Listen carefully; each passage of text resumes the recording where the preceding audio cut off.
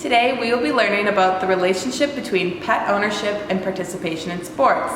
But more importantly, we will be learning how to perform a t-test for slope. Here to help us get started is our expert, Abby Scoutis. Hi Sela. So when beginning a t-test for slope, it is important to collect data on two variables that are quantitative, or expressed by numbers, not qualities.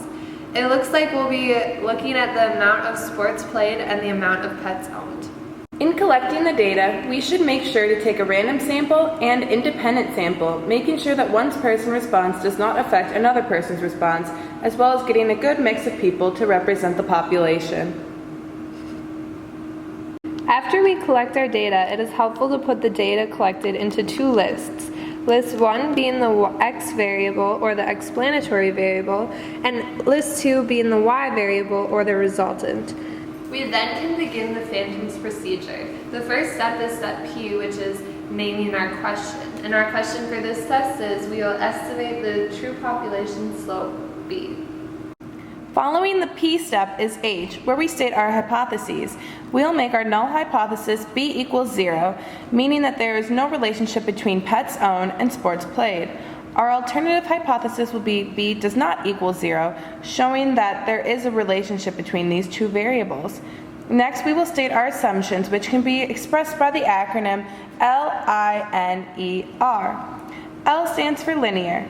In this step, you will need to create a scatter plot using the data you have already entered into your calculator. This can easily be done by doing second stat plot, doing the first graph that's available, making your list 1 the X list and your list 2 the Y list, and then pressing graph.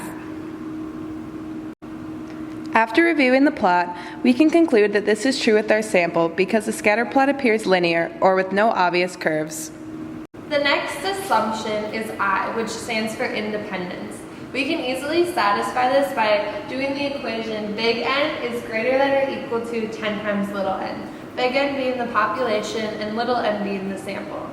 All people is greater than or equal to 10 times 45. N stands for normal. We can look at the scatter plot we created, looking for skews. No apparent skews are present in our scatter plot, so we can check off this assumption. E stands for equal variance. We can find this by first calculating the line reg A plus BX. When you do that, we get the B value and the A value, which we then can put into the Y equals formula and then add it to our graph. If the scatter is equal above and below the line, that assumption is satisfied. Lastly, we must check for R, which means random. Because we took a random sample of people, we can check this off. With all of our assumptions satisfied, we can move on to step N, where we name our procedure. The procedure we are performing is a t-test for slope. Abby will help us get the numbers we need to solve. In the t step, we can calculate our t variable by using numbers we get from our calculator. So you do stat, calc, and then go to the line reg ax plus b, number 4.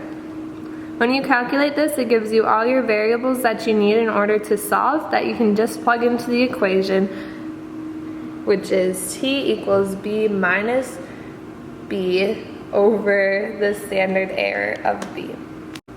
After collecting all of our numbers, we can create a curve which will show step O.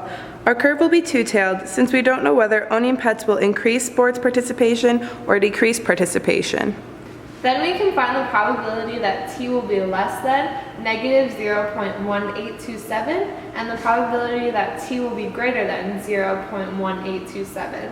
And we found that that p-value is 0.8557. Since our p-value is greater than any common significance level, we will fail to reject HO. Since we failed to reject HO, we can assume that our evidence does not suggest a prediction of sports participation being found in pet ownership. Now you know how to perform a t-test for slope.